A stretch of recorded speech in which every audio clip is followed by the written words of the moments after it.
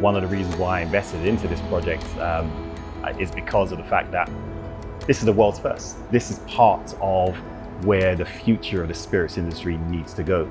So that's what really excited to me. I'd love to be able to look at my grandkids in the future and say, hey, I was involved in creating the world's first geothermally produced alcohol. Because again, that may be tradition in the future to create your spirits in this particular way. This project is just a wonderful platform to develop new technology that can use some very, very sustainable energy resources that we can use ourselves to make rum, to do what we're doing. But what I really love about it is that actually this technology can also be used by other industries, by other businesses who also need heat. I think that's a fantastic thing.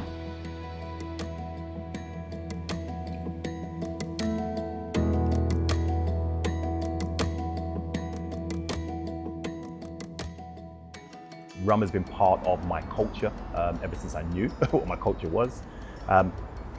It's also part of my past, present and future, because I've created my own job as the world's only ambassador for the category of rum. Or the only company I've ever worked for has been a Jamaican rum company because of my culture, because of my ethnicity.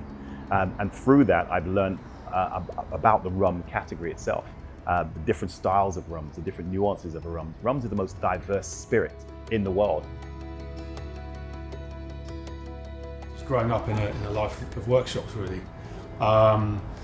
And over the years, through osmosis, just looking at my dad and seeing how he was looking at the things around him, the tools that he had, the equipment that he had, and he tended to think he could do something that was better for his craft. So he would go off and design it and make it himself. And both my brother and I have inherited those genes, really. So distilling spirits, we know, is one of the most energy-intensive processes in food and drink. That was one of the foundation points for me, actually. I was thinking, well, how do we address that? Recreating a Caribbean rum, a Jamaican-style rum in the UK, we need heat, lots of it, in different forms, in different places, at different times. And I just came across, by pure chance, Geothermal, this company down in Cornwall. The project originated from looking at accessing, tapping into this waste heat from geothermal. And we've taken it to the point now where, with our engineering team, that we can actually run a whole distillery from this waste heat. If you go around to the Caribbean and look at the types of stills, some of the best equipment out in the Caribbean is made by Foresight. So it's natural that once Matt was doing his investigation of which companies to use, Foresight was top of the list. And I went to Foresight and said, I'd really like to make a geothermal rum distillery, or to make a distillery and power it with geothermal heat. And they just came back straight away and said, this is really fascinating, we love it, we'd really love to work with you. And the relationship started there.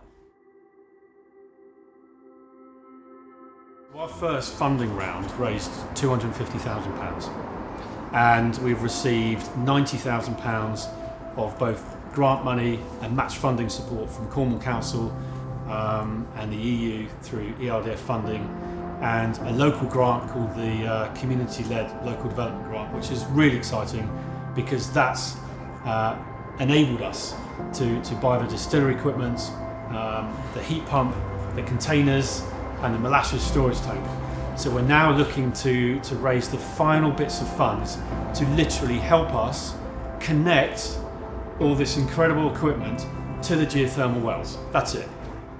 So once all of that has happened, we're going to be able to make the world's first geothermal rum all the way here in the beautiful UK. And for me, it's exciting as an ambassador for the category because it shows innovation. And who knows, in the future, this may be tradition. They say that tradition is innovation that hasn't happened yet. So come and join us on this journey to try the world's first geothermally produced rum.